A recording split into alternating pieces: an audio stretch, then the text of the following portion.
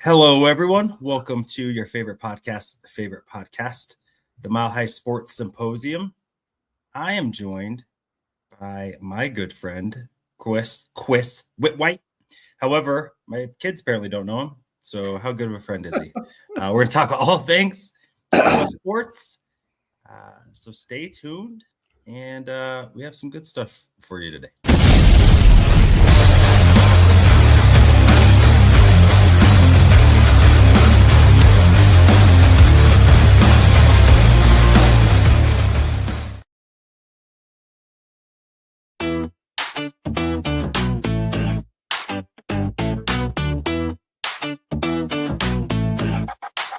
Yo, welcome to the show. Let me set the scene. Mile High Sports Symposium, living the dream. Broncos in the house with that orange and blue. Nuggets making moves, watch that altitude crew. Avalanche bringing ice, check the skills they display. Rocky swinging bats, ready for game day. Rapids in the mix, kicking it with style. Buffs bring the heat, put the rivals on trial. Out talking JJT, they got the scoop. Mile High vibes, feel that energy rise. Sports on the menu, watch the crowd mesmerize. From football to hockey, we're taking it higher. Join the celebration, feel that sports desire.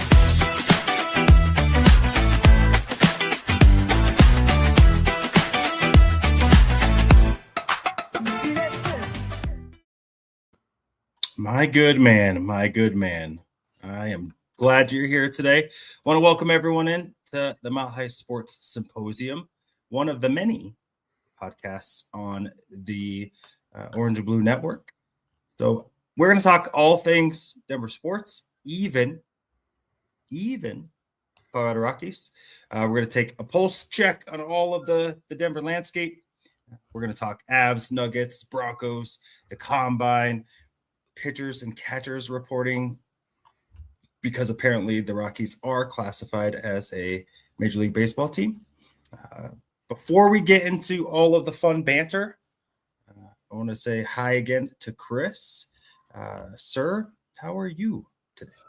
I'm good, man. Thanks for having me on. I appreciate it. Like I said, like Nick said, I'm a friend of his and excited to be on the show. Yeah, and what people don't know is you and I have, or maybe they have when we've had you on before, but we have geeked out over sports, especially football stuff, draft stuff, whether that be real or Madden, which at least for us at the time was kind of real, because we weren't going to play in the NFL. So, but Chris was one of those aspiring GMs, if I recall back in the day with your master's in, was it sports management?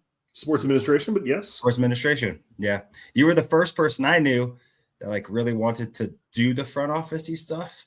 And obviously we found out that all the bureaucratic nonsense about what it actually takes to get in there. But it happens. Our enjoyment of sports, and not just what's on the field, but what occurs outside, was definitely in line. So excited to talk all of that stuff with you today. But first, just as the human, how are you?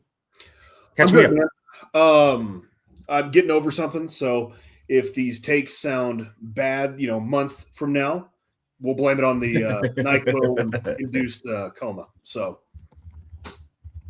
that's fair. But yeah, we're good. That's fair. It feels like it is that time for everybody. Like everyone's kind of got the ick. So thanks for not giving it to me. No, I'm happy to do it remotely. So I appreciate it. So, but yeah, it's again another better than expected weather day. Which again, the guilt of enjoying 60 degrees in February is real. That said, it's the day today, this is great, but knowing that we're spinning into an abyss it comes with the cost. So fully aware of that, but got another jam-packed Manning sports weekend. So that's fun. Just told Chris I hit a workout goal of mine that I'm super pumped about. And in doing so at the gym, I got there's always a person or two that knows their stuff. You don't really talk to them, kind of talk to them, but you don't really know them. but you know that they like got it. And I got one of those today. I got the nod, like, nice job after a set of my squats. And so that was awesome. Came home, told the wife, and she said, wow, I'm happy for you that you can be proud about that. That's what she said. It's like, I am, but thanks for sharing my. Sometimes it's the little interest. things that get you through the day. So who cares? I mean, like, right? Like everyone else that I told that like understands that was like, yeah, that's awesome. It's like, yeah, you get it. A little validation means that like you hit depth, you like did a thing. You didn't, you weren't half doing it. You weren't doing the quarter squat. We got a guy that does like an 8th squat guy, like loads up a whole bunch of weight and then like does like, and wraps his knees. Probably takes like 10 minutes to get ready to do all of the stuff that he does. And he's like a pretty strong dude, at least from the other stuff that he does, I could tell. But I don't know. But I got the nice job by a guy that knows what he's doing at the gym. And so I will take that. And I'm going to go on with my day. So we are going to talk Colorado Rockies. Yes, we're going to talk Colorado Rockies. I know other people are probably like, why are you going to talk about a minor league team? And I'm going to say fair. Because I want to, because I like baseball. Like most of you, though, I like a good baseball. And 2017, 2018, like baseball wise in Colorado was like phenomenal. Like it wasn't like this fluky run of the, the Helton and the babies, the 07 run, which was magic. But, those were like good teams that you had 2 pitchers finish in the top 10 of the Cy Young voting in Colorado. A kid pitched Colorado. Cal Freeland was 4th in the Cy Young voting. So it feels like a long time ago, that's for sure. But you know what? Talked about it a little bit on here, and we're going to keep it quasi brief because they still have to earn. They have to earn minutes. Yeah. They're the tryhard kid on the bench, and even that before they were like the kid that was on the team because their dad is like on the board. He wasn't. It wasn't one that we put on. Like that's what it was. Now it's at least like the tryhard kid, like super tall, probably like bad coordination that you're like, well, if we just keep him on, super gangly, running well weird, yeah. You know what I'm talking about. What I've appreciated is that they did go outside the organization and hire baseball people, and then they have let the baseball people do their job and bring in more baseball people. Which just for that, it's like it's hard because it's like that's what teams are supposed to do, right? But again, we haven't been doing that for decades. We haven't been doing that. So sometimes you just got to be excited for us stepping into the closing the gap of professional landscape. So talked about last week, the Rockies signed a few major league pitchers, which normally they haven't done. And if they do, it's like minor league deals. Mind you, these are all 1-year deals, but they're guys who have had major league success and have been fairly competent over the last few seasons.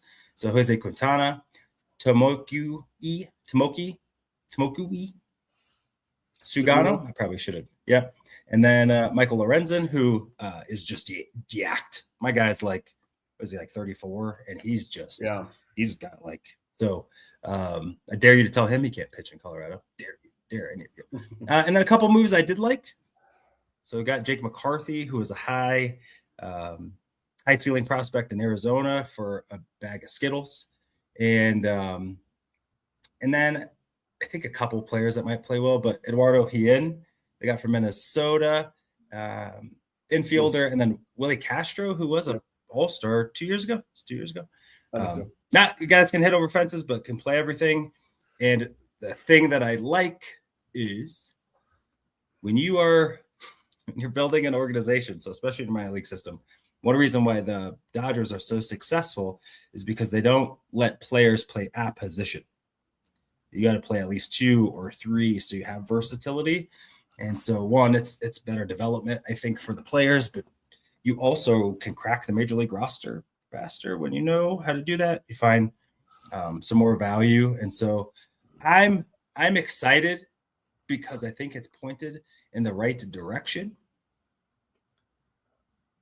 That's it, really. We'll see how the rest. But I think the emphasis on like of what they're doing is just it's nice. It's good. It provides hope. Yeah, I think I'm interested in the fact that they're taking steps to do something different rather than like the same old, and constantly like running it back, signing veteran guys that you know are not going to work. And they're like, okay, we're going to invest in some pitching. We're going to get a guy in Will Castro that plays all over the diamond. So, okay, that's interesting. So at least that's a step in the right direction. The problem that I'm having is that like some of these signings, I still question whether they're good or not. Like Seguno led the AL in home runs allowed, and we're moving him to Coors Field, and that has me more than a little eyebrow raised.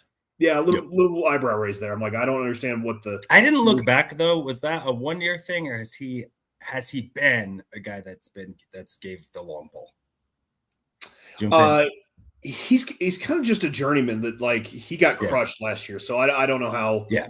You know, last year the Orioles itself were just not great, Bob. That was his first year in the major leagues, though, right? Because he came from Japan, and but in Japan he won the Japanese Cy Young twice, which is pretty cool considering you're pitching against some of the best. But yeah, you give a guy that's throwing meatballs. Camden Yard, though, is like at least if there are a couple yards that would equate pretty similarly, because I think that Coors Field was modeled after Camden, or at least the dimensions a little bit were.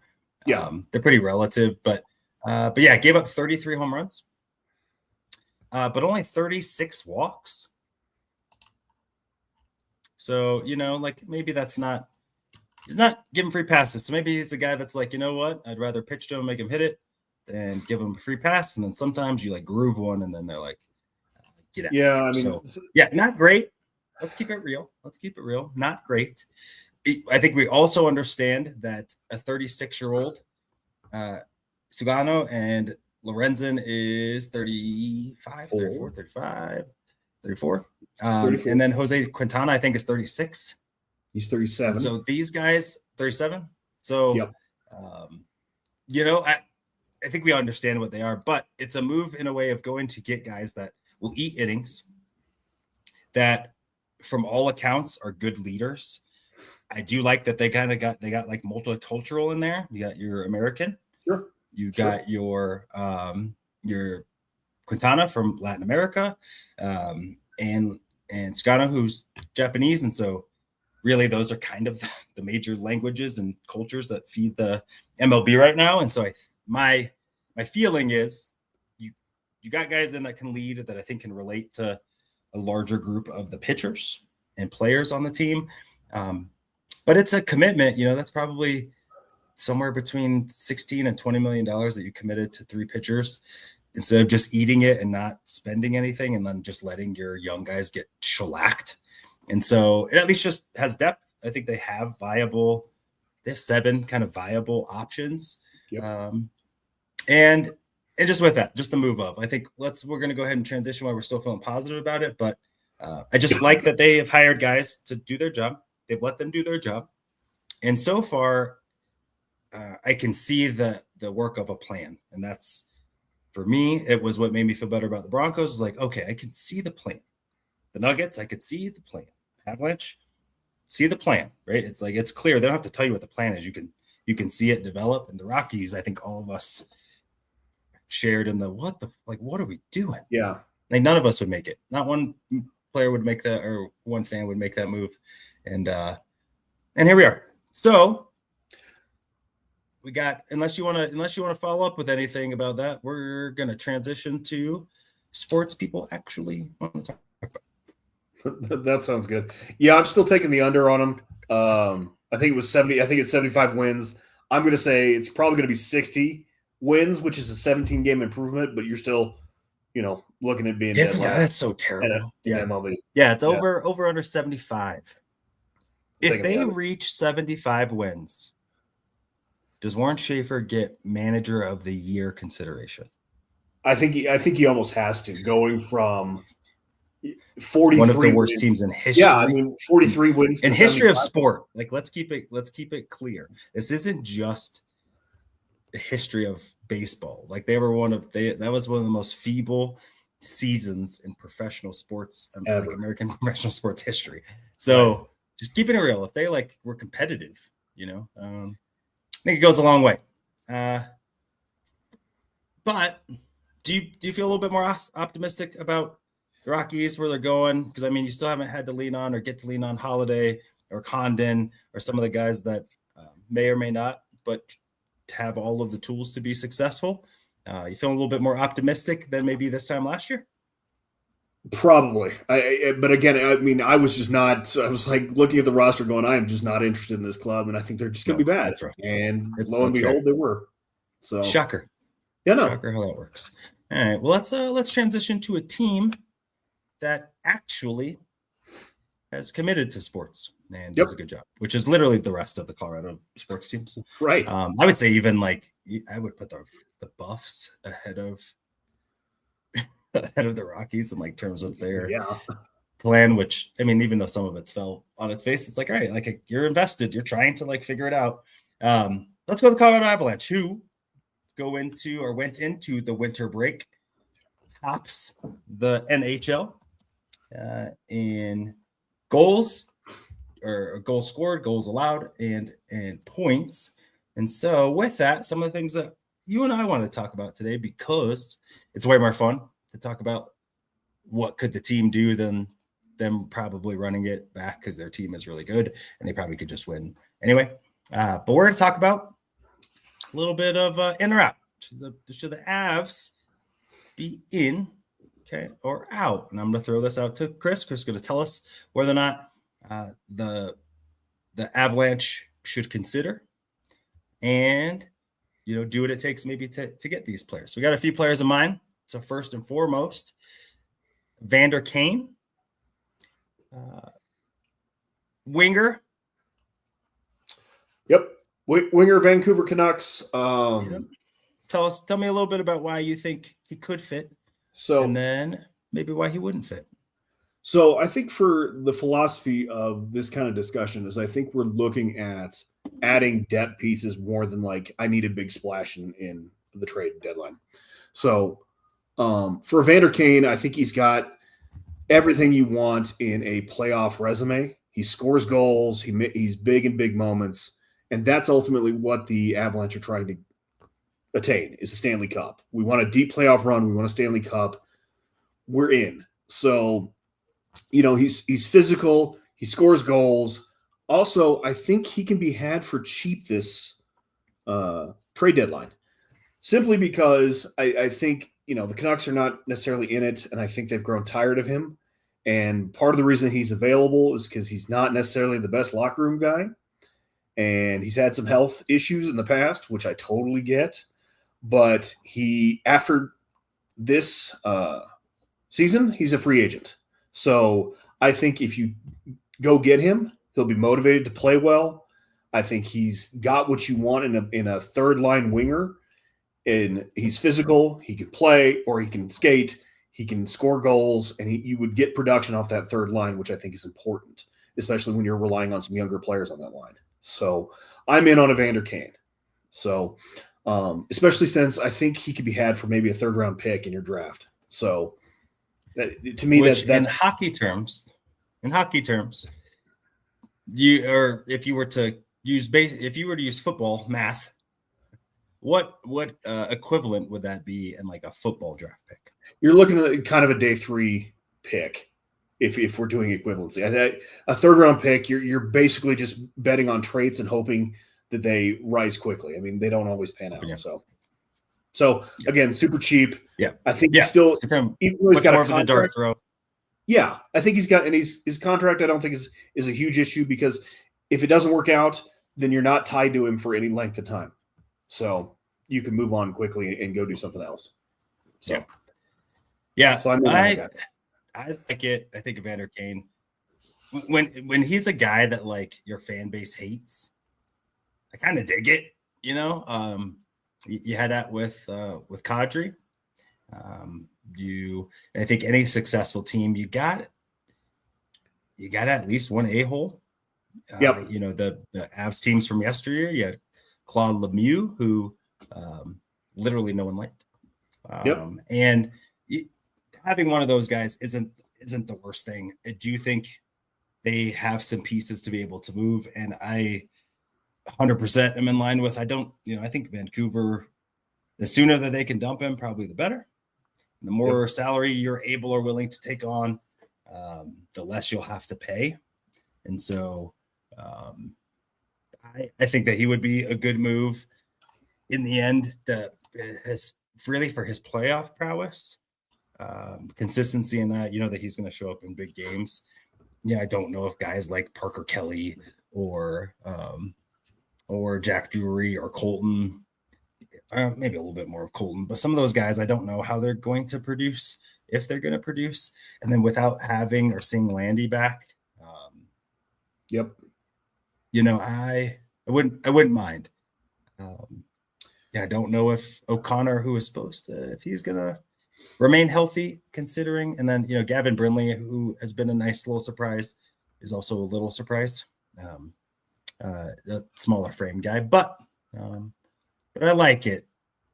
Yeah, I think it's just a cheap option to, and you don't have to rely on your younger players to produce. I mean, you've got Evander Kane, and he's produced in the past. So again, it takes the pressure off of him and maybe makes them play better. So yeah. I mean, in the end, raise the floor, because I don't think that there's a lot of stars. I don't think that they are a team that's going to acquire a great player. Unless they send someone out, and I think there's no want or desire. Most of their guys who are part of the core are here for a bit. And so with that, speaking of guys who have been a part of the core and here a bit and all that good stuff, Ryan O'Freakin Riley was a name that you had brought up. I have been on the bring him back forever train. I don't know if it just hasn't worked out. Maybe there's a reason, like he didn't want to come back, whatever, who knows, all of those things. But a little bit less than Evander Kane, another guy I feel like does the dirt. And so give me your take. Why? What would it cost, do you think? And then where do you see him fitting?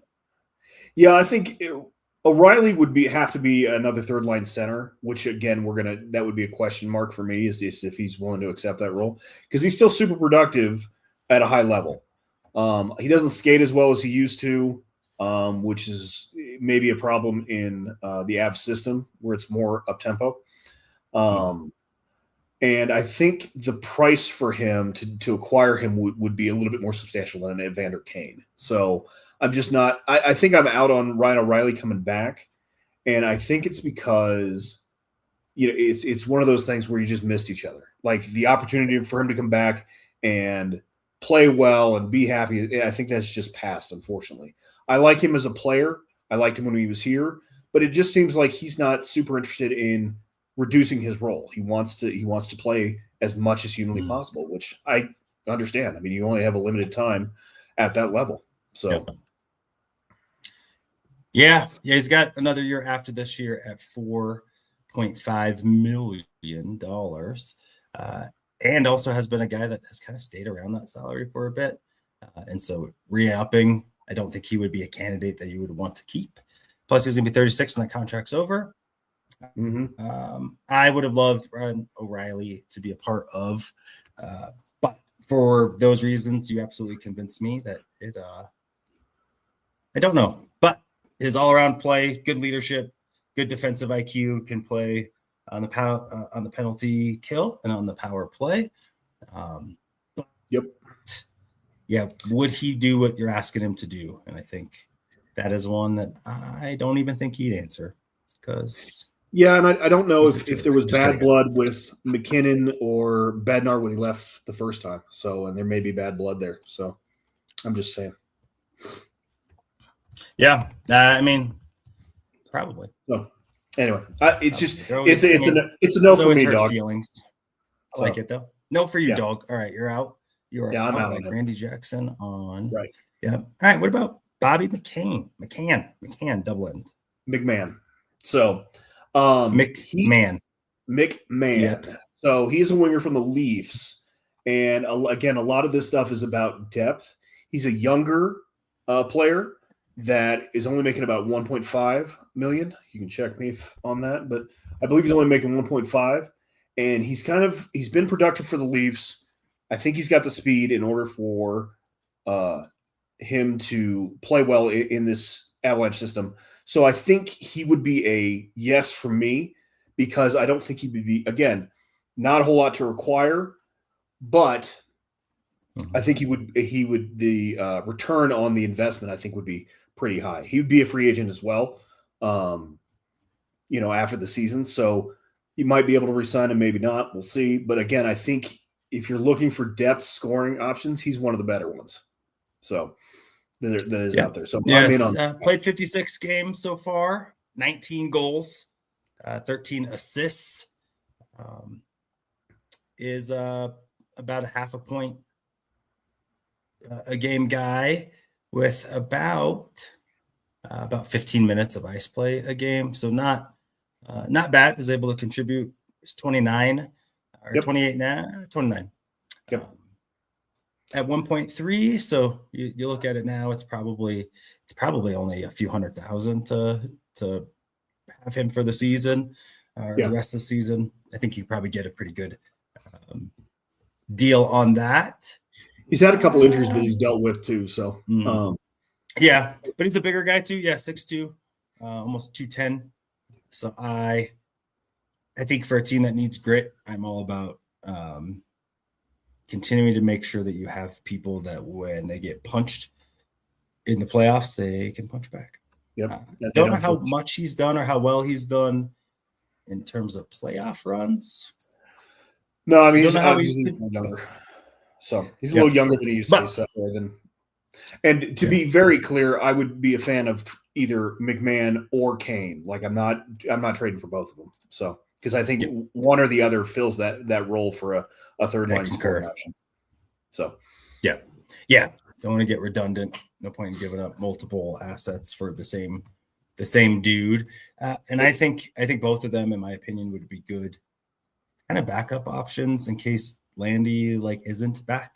I think both of them have kind of the play style, the same, not the cachet per se, but I see it. So Mario Ferraro. Now this is the guy that I really would like them to go out and get. I think again, you bring in that he's a defenseman from the Sharks. He's 5'11", 200 pounds, so a little smaller guy, but again, a really good puck mover. Really good at setting the point and being able to distribute the puck as appropriate. He's also still physical despite being only 5'11", so short king stand up. Yeah. So the only thing that I have a question about is he doesn't really play special teams, so not going to be on your penalty kill or penalty or power play. Yeah. So just something you got to navigate with maybe another player. But I like him from, again, a depth piece. Why do you think a defenseman would not be on? So he's kind of operating outside the top four. He's probably I guess. I don't know why he would not I don't know why he wouldn't play, both, especially as good of a puck mover and skater as he is. I'm very confused why he's not on the power play. Yeah. So. And I mean, it's at least has him listed. 5'11", 6 foot-ish, almost 210 pounds. So it's not not little, not huge, but but most of his ice time, he's only averaging about 3 minutes on the penalty kill. He is not on the power play. He's averaging 3 seconds of game time on the power play. So not great. 4 goals, 8 assists, 12 total points in 15 or 55 games. But like you said, puck mover, not a goal scorer. He's only 26. So I think it is a guy that maybe you'd be looking at a long-term investment. So maybe if they had to utilize a trade of, let's say, Sam Girard to be able to maybe go get a higher-end offensive player, maybe that's a back-end move that you get to kind of backfill some depth. Don't hate it, but kind of on the opposite of, a guy who isn't on the teams to a guy that is on the teams, Justin Falk. Watch your mouth. Yeah, so Falk, he's a defenseman for the Blues. He's a big guy. He's got a wonderful shot. But man, he's making a ton of money, and he's 33, so he's a little older. I think he would be able to help on special teams, but I'm not 100% convinced that the Avs necessarily need a guy like that, especially when I think he'd be expensive to acquire. Yep. He'd be expensive to keep for the rest of Yep. the season. So I don't know that I'm interested in that, because I'm really looking to like solidify the second two or the third two as far as the blue line. Yeah. He's making 6.5 a year on 6th of his 7-year deal, and is 34 as of the moment. However, has produced 11 goals, 19 assists, so 30 total points in 57 games from your blue line. So I do think if you were to do that, I think you're acquiring him as a top 4 option. And I think that like a guy, to be honest, either of those probably happen if they utilize some of the defensive depth to go get an offensive piece. My opinion, to be honest, has been I love Samuel Girard and Devon Taves. I feel like one of those guys is always hurt, if not both. And so, mind you, they play a very physical game, Nick. Yes, I understand that. But Sam Girard is 5'10", 170. I mean, it really is. You can be really good at handling the puck and shooting and all that stuff. But if you're never on the ice, your skill's not really helpful.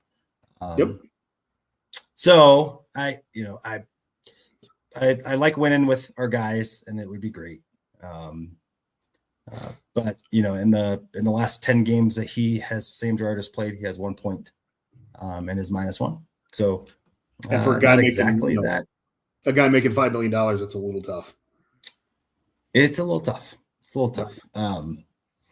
So anyway, love you, Sammy. I hope you get healthy and we win a championship because of you. And I would understand too if that's kind of the odd man out.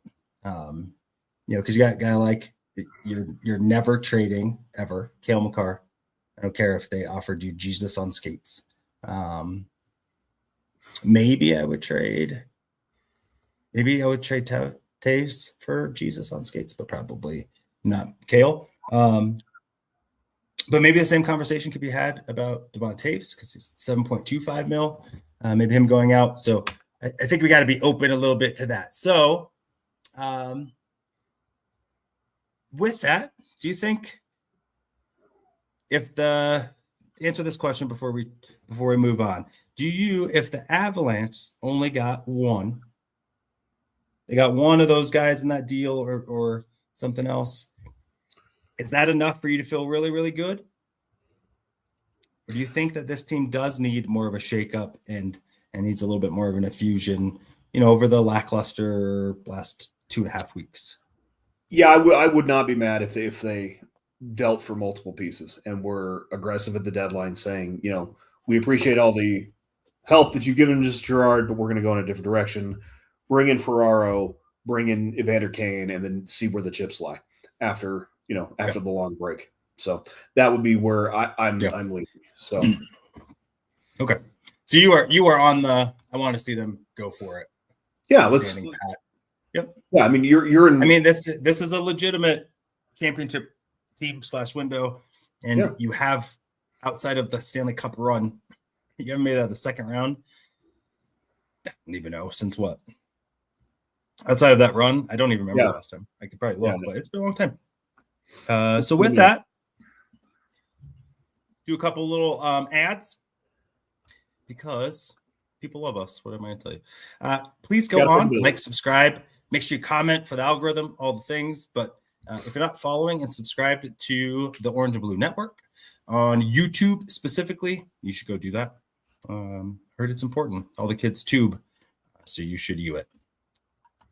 Additionally, we got the stuff. We got shows Monday. We got shows Tuesday. We got us Wednesday. We have another show after us. Some more on Thursday. We got Spanish for you on Friday. If there's breaking news, we got pregame, postgame, Bronco stuff, all of those good things.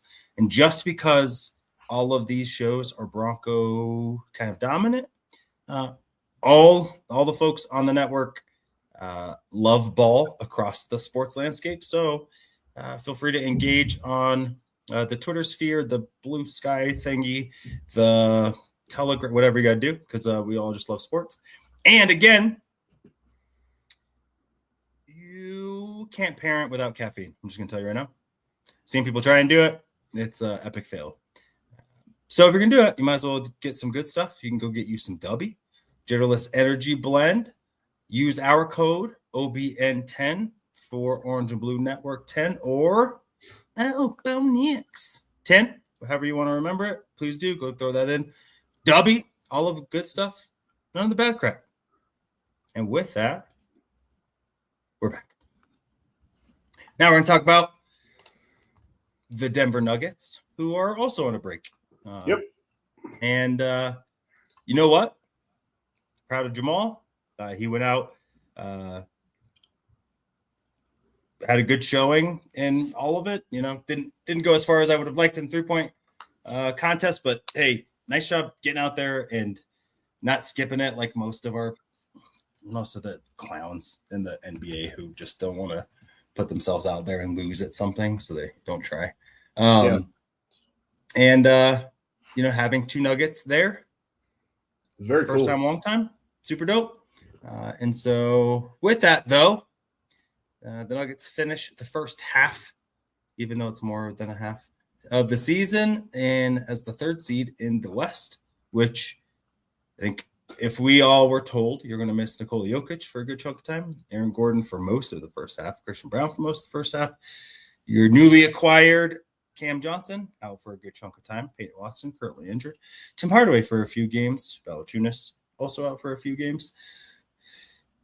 Feel free to continue. Jamal Murray, and spot, if I didn't say that yet.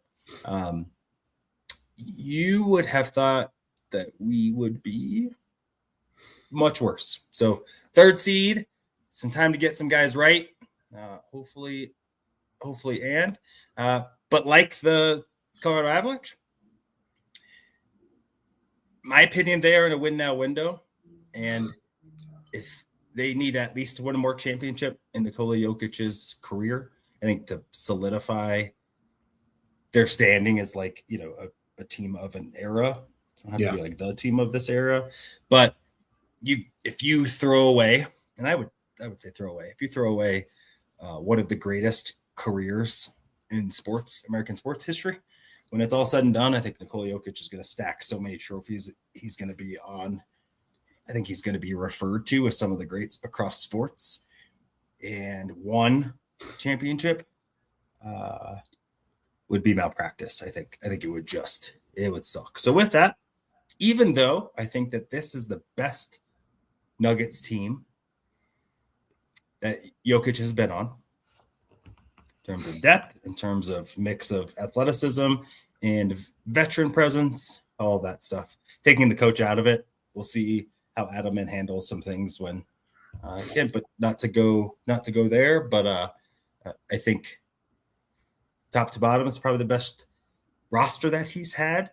The best cohesive team was obviously the championship team. From what I've gathered, this team is pretty tight, similar to that group. But you know what? Friendships don't win championships. Yeah, I think we want to prove that 2023 wasn't a fluke. So it wasn't a hiccup in the landscape of the NBA. Yep. Nikola Jokic is one of the greatest offensive players to ever play the game. Yep. Multi-time MVP. He needs another championship to kind of solidify his legacy. And I think the Nuggets owe it to him to do that. 100%. And to be honest, they owe us, the fans. We have hung in through some of the worst basketball in NBA history before Carmelo came. How dare you besmirch Juwan Howard? Anthony Goldwire, my dude. Houston legend. It was so rough, man. It's kind of like the Broncos. Like we have showed up for that team a lot, and through the Comcast stuff, the altitude, like all the things. Similar with the Avalanche a little bit. They've been way more successful over time, but similar is like at some point though, our unrivaled willingness to show up for you. You owe us a little bit. Obviously, I think you owe Nikola Jokic more. But I think it's important to know that, like, we've supported you. Like, we deserve some fruits of that stuff. And they put themselves at least in a position where, where they are one of the favorites to win. So props. But again, it's not one on paper. They, the Thunder have shown, at least in their matchup, that they are better right now. I don't think in a 7-game series that would check out if everyone's healthy, but they came in the house and smacked us around. I think the Spurs are dangerous, AF, as the kids say. Yep. And then you got to get to the Eastern Conference, which, they choked against the Pistons and the Cavs. So, anyway, here we go. So we're going to do some In and Out Nuggets edition. Yep. Because you are awesome and came prepared. So we got Jeremy Sochan. Yep. Sochan. So he's a power forward that used to play for the Spurs. Yep. Again, all these guys are buyout candidates. They're not obviously the trade deadline has passed. So that's what we're talking about. And I believe the Nuggets have 2 roster spots that they can use towards these buyout candidates. So with Hunter Tyson getting moved out at the deadline. Jeremy Sochan, I'm in on him mainly because he is a power forward who plays defense. And right now we are shockingly lacking a power forward who has any kind of availability. I mean, Peyton Watson going down was devastating, especially with Aaron Gordon not being there. And I think Sochan at least can play the position, play some defense, get some rebounds. He's not going to give you any kind of scoring threat. But with Jokic there, you may get a back screen or, cut to the rim or a second chance opportunity. Can I tell you really sad news? Sure. He just got signed to the Knicks. Of course he did. That's unfortunate. So with that, we're going to go ahead and move to one of our favorite. No, he's okay. Lonzo Ball. Lies. It's Lonzo Ball of the Big Baller brand fame and broken jump shots everywhere. His shot is to basketball, like Charles Barkley's shot is to golf. Really struggled with the Cavs. And his last spot is an athletic and solid defensive player, good basketball IQ, a good facilitator, good ball handler. Can't shoot. And nor do you want him to. Right. And really even struggles kind of from within the arc, especially this year. Been injured a lot, health risk. Do you think you would having another? Would you say he's an elite ball handler? Yes. Yeah, he's an elite ball handler, but he's not he solves the issue of us not having a point guard kind of on the second team. Yeah. But I don't think I don't think that's a big of a problem as not being able to shoot the ball and not being able he's I mean, if they don't have to guard you. Yeah, no, it's you could dribble and they don't. They can. And the fact that he hasn't really been successful going to the bucket this season, and mind you, he's coming back from a really significant injury, but he wasn't great before. Yeah. And so, any interest in the buyout? Do you think since they have to, would it hurt? No, I if you're looking for a professional basketball player who does have an elite skill in handling the ball, and there's nobody else that you want, sure. But for the most part, I'm out because I'm looking for, 1 or 2 skills. I need you need to bring something a little bit more towards to the team. So I'm out on him. Do you think if you got 2 years ago version of him, 34-ish% from 3, 81% from the free throw line in 22 minutes kind of thing, would that be a player? So if he came in that form, because even the year before that, he was actually an effective basketball player, shot 42% from 3, 75% from the free throw. That's kind of his MO has really been in the 37% from 3 range and has been has made himself a respectable free throw shooter. Early in his career, he was in the 40%, but has never really been effective from 2. Would you think a guy with good ball handling skills would be able to get to the rack a little bit more? But Has not been. I would be in favor of him as a second. Like, if they were like, hey, you know what? We want a professional, like you said, professional basketball player on the roster. I think there's worse guys to go to, but there's better guys to go to. So let's go to Chris Bouchard. Bouchard. Yeah, I think it's Bouchard. Again, another power forward, has athleticism, can actually shoot the ball, whereas Sochan can't. Kind of an energy big off the bench. Certainly needs more development. I think he needs some playing time to kind of figure out what he is. But considering we're not going to have Peyton Watson for an extended period of time, we're not going to have Aaron Gordon for a couple weeks at least. So we need somebody out there, and we have minutes. So sign me up. I mean, and he's a career 48% from the field, 33% from three, almost 78% from the free throw line, 18.9 per. And so I'm in. Yeah, averages 8 points a game over his career, 5 rebounds. I would want him for this alone. Let me tell you his nicknames.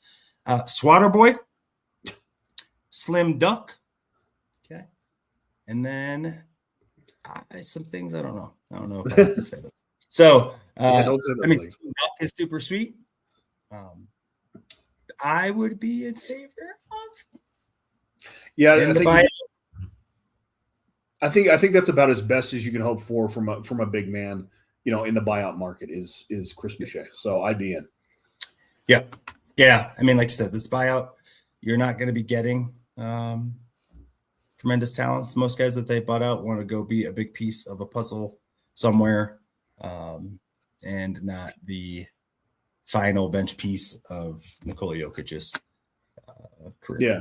Or Eric Gordon, who he's always been exciting for me in the sense of he always was supposed to be really, really good. Yep. And there'd be some times where he'd have some really solid glimpses of it, but just never became like that dude. Yep. And so 37 now. Holy crap, we've been watching basketball for a long time. I remember him at Indiana. Yep. Yeah. Yep. Yeah. He came in the league at 20, and here we are. And so this year, through 37 games, he is averaging 57% from three. I heard that's good. It seems like that's all he is doing is shooting 3% 3-point shots based on his low sample size of 6 games. I mean, he's the guy that would stretch the court. Yep. And is a guy that I would trust to make some shots. Probably is not going to offer you much in terms of rebounding or probably even on the ball defense, as he's 30, whatever I just said. 37. But again, a guy that, career 43% from 2, 37% from 3, 80% field goal. And so I think a guy who you know what you're going to get. So I think that's something, even just to be able to have predictable minutes, I think is huge for a team like this. Yep. It seems like out of the options, we are Chris Bouchard stands. And to be honest, it's probably about it. Well, I mean, I would take Eric Gordon, if only for the shooting, and I think he's an underrated ball handler. So okay. Whatever you got, you got me. I'd take him too then. Especially because his nickname is the Hobbit. In. Okay. So let's do that. Okay. All right. Now let's change it up to the foosball, Bobby. The foosball. As all of us are aware, the New England Patriots got drubbed in the Super Bowl because, of course, lovely. Yeah. I mean, it's not a lot of things Cowboy fans and Bronco fans can agree on, but the New England Patriots getting smashed in the Super Bowl is one that we all can enjoy. And I mean, smashed, that was rough, man. I felt bad for Drake May and his family. His mom was telling everyone about how she excited, my son's going to be in the Super Bowl. He's second in MVP, probably should have won MVP. And then he's crying on the field of the game, and you're she had all of her friends over, they're like wine drinking it up. She's like super pumped. And then he's just getting the crap smashed out of him. Like just how embarrassing that is. Like if you threw a watch party, right? You like get everyone over. It's like the draft when guys have like everyone in there, right? Like, yeah, man, you're going first round. Everyone's like, oh, taking selfies with you. And you're like, I'm the man. And it's like the 5th round. And you're like, oh, right, got picked. Like that just sucks. That's kind of what that was. And so good to know. Yeah, but the NFL is a 365-day-a-year machine. No joke. And as somebody who loves football, I like it. I like it. So the key question I'm going to have for you before we kind of go into the combine is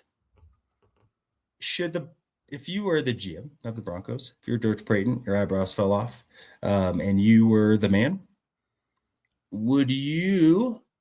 is this the time that the Broncos should be aggressive and I mean really like you're going top mark, like, yep, putting big deals on the table to get the guys I want?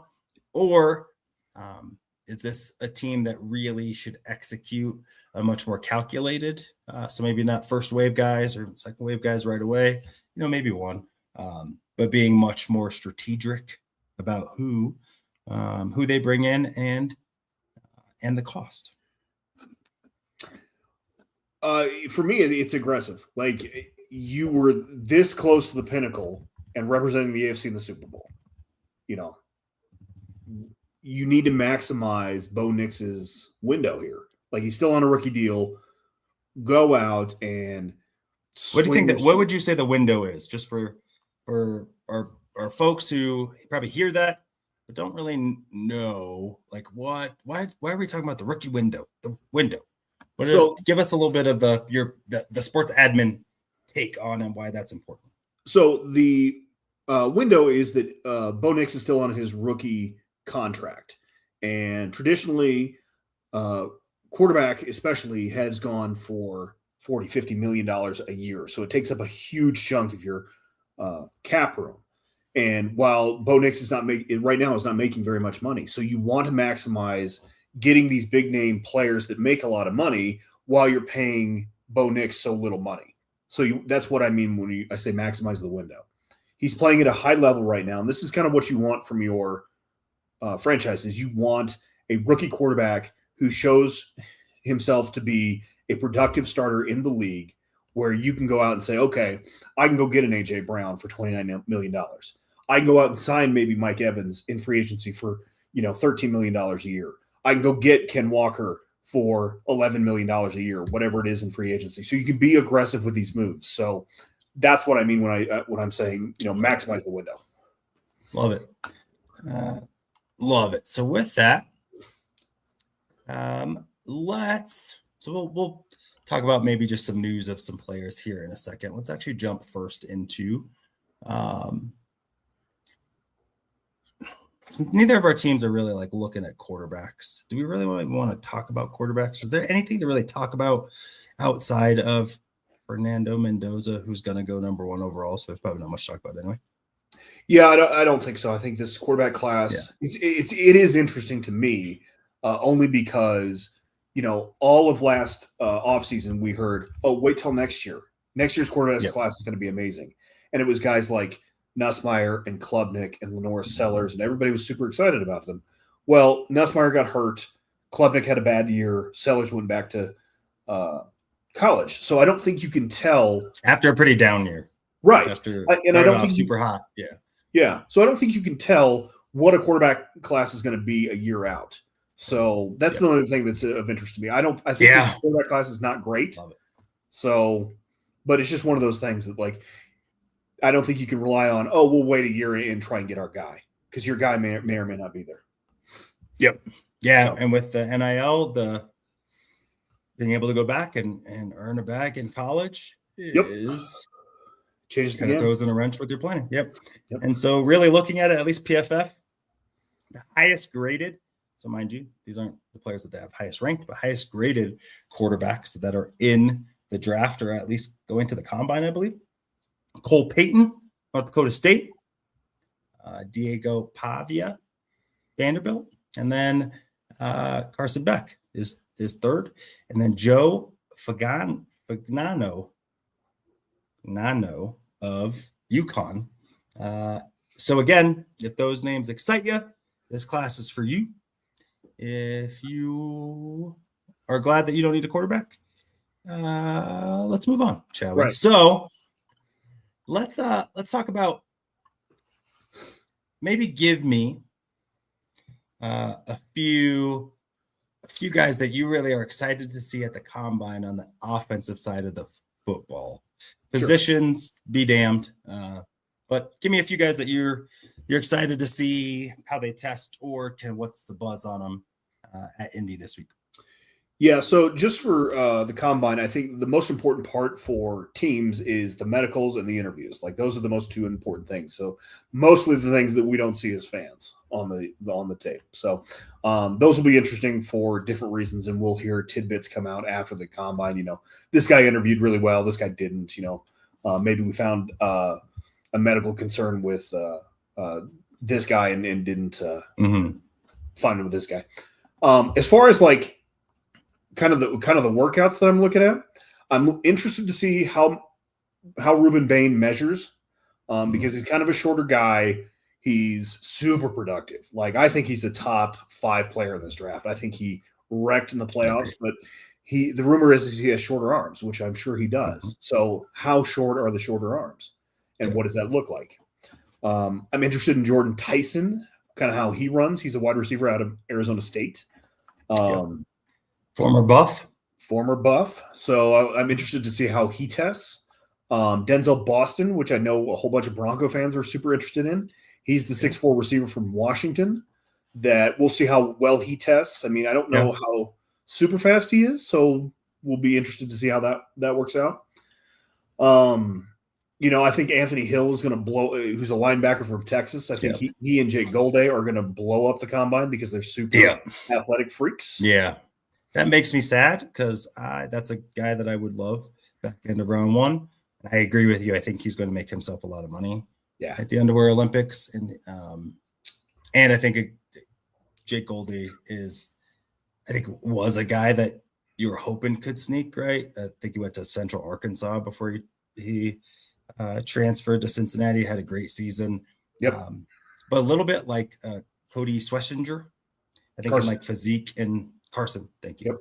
And Sal, and so I think the same thing happened with Carson. I think he tested real well, was essentially a fringe first round pick, and then was he the rookie defensive player of the year? He was. I mean, so super instinctive linebacker, by the way. Yeah, I mean, it was fluid. He had good length, but a guy that comes from a down program. And not that Cincinnati is even at the level right now that probably UCLA is, but not a program that's stacked with pros all the time and all that good stuff. So that sucks. Like, I'm a little sad about it, because I think both of those guys are going to go really well. I think I want to get your take really quick, because I know that you like the diamonds in the rough, and I know because the Broncos are going to trade for George Pickens, you're going to need a receiver, which we know that. Is it going to happen? I just want everyone to know Chris is on the in. If you want George Pickens insight, find him on the Twitters. Okay, so at Wit8356, he's going to tell you why the Broncos aren't going to get him, because jury won't let it. So as we move our sights somewhere else, a couple guys that I really want to see how they run at the receiver position. Ted Hurst, Georgia State, and Elijah Surratt. I think out of Indiana. Surratt's just one of those like ball players. Yeah, he's a give me the rock guy. Yep. The Broncos don't have one of those who they need a alpha receiver mentality, which kind of sucks. Like, you got a good group of like good teammates and stuff. Like, they're all rooting for each other, which is great if you're in high school, probably even college, maybe. But you need to be able to have a guy that, like George Pickens, if it's 3rd and 6, hell or high water, we're going to throw him the ball and he's going to come down. Like, he's going to get open. It's the Broncos don't have one of those. So having a lot of wide receiver 2s and 3s, but not ace. Elijah Surratt, I think a little bit more of a solidified of a prospect. His running is the concern, because he's a big guy, uses his body and his frame. but does he have enough deep speed and agility to warrant an early round pick? And then Ted Hurst, who showed really well at the Senior Bowl, and so caught some eyes. Has all the measurables, 6'3", like 205, 210, and competed really well against some top tier talent when Georgia State played bigger schools. So either of those guys tickle your fancy? Yeah, I'm a huge fan of. I actually like Montgomery from. That's this. I'm for blanking on his school right now, but the wide receiver that showed out at the Senior Bowl, really good technician, really had a really wonderful week at Mobile. So I'm interested in watching him. I'm interested in watching since Jeremiah Love, I don't believe is going to work out at the combine. I believe he's there for medicals and the interviews. Sorry, who? Jeremiah Love. Yeah. Yeah, I don't think he's going to be Tyron Montgomery. John Yes, Carroll? Tyron Montgomery. Yes, sir. But Jaden Price, his backup running back at Notre Dame, I think he has a real chance to if he works out really well, I think he's going to solidify himself as the second pick, and I think he's got juice. So, I mean he's got speed for days. It's a little bit like when Jahmyr Gibbs came out, who was the other back there? At Alabama. Was it Najee? No, Yeah. It wasn't Najee. Yeah.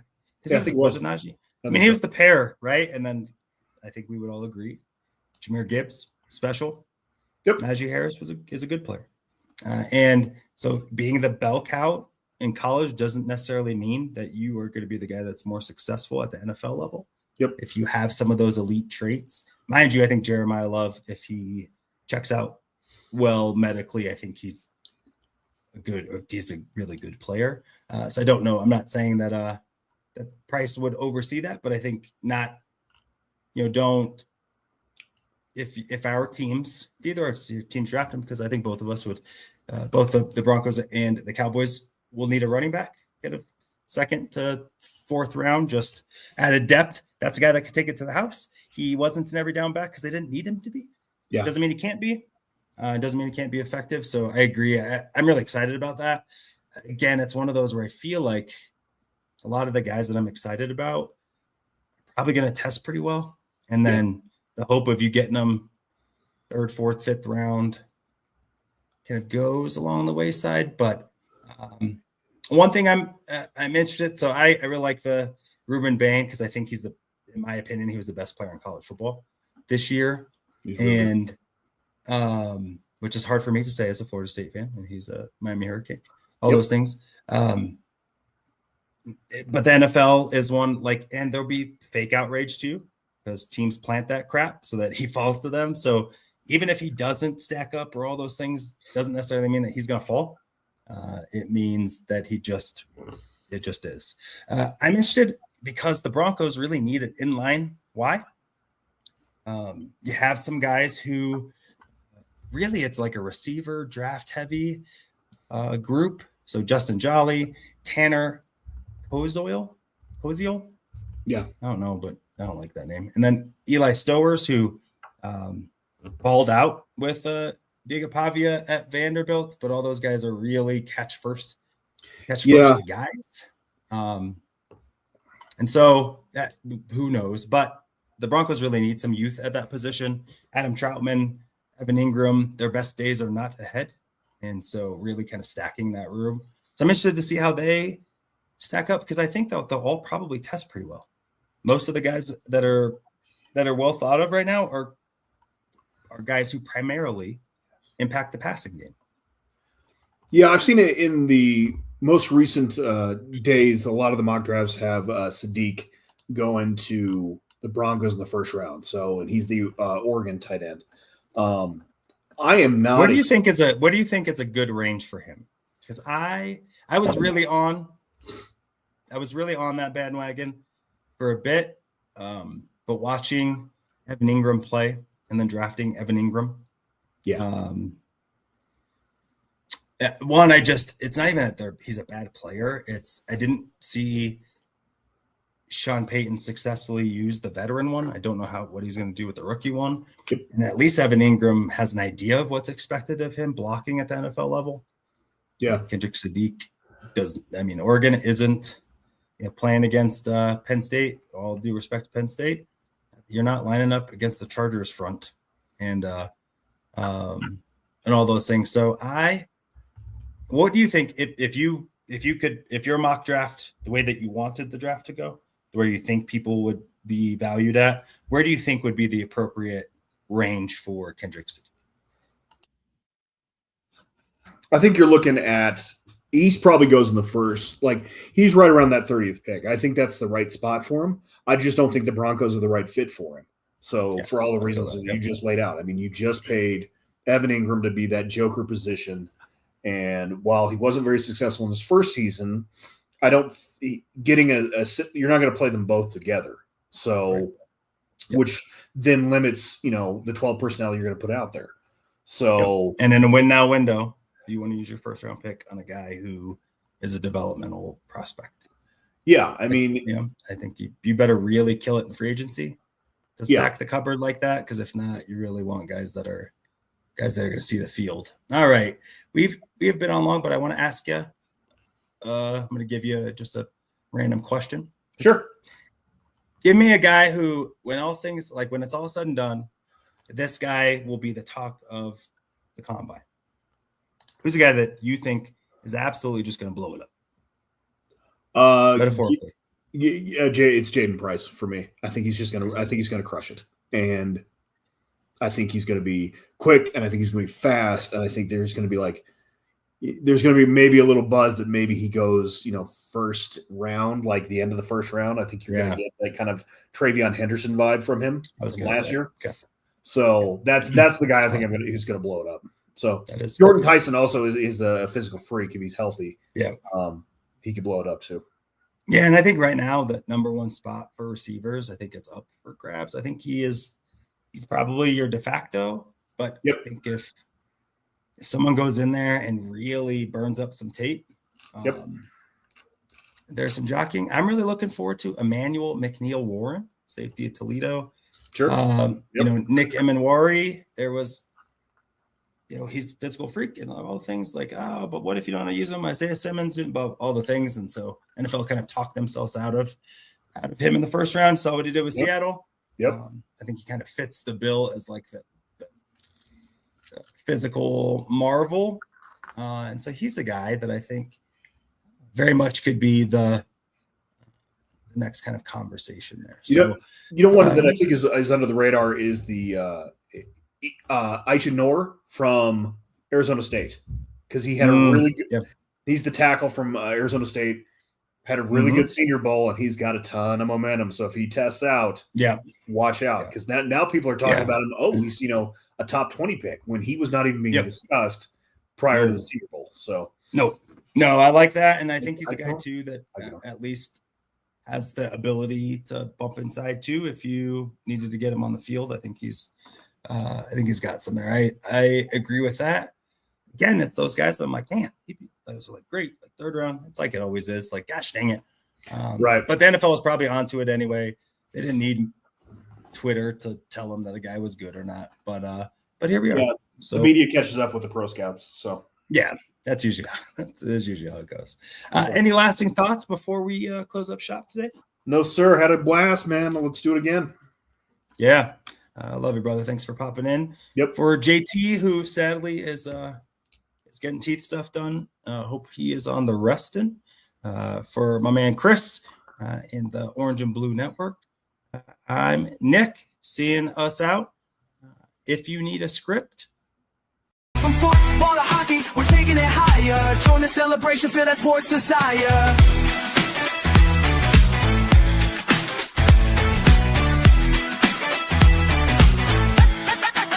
So grab your crew, let's hit the show. My high sports symposium, let the good times flow.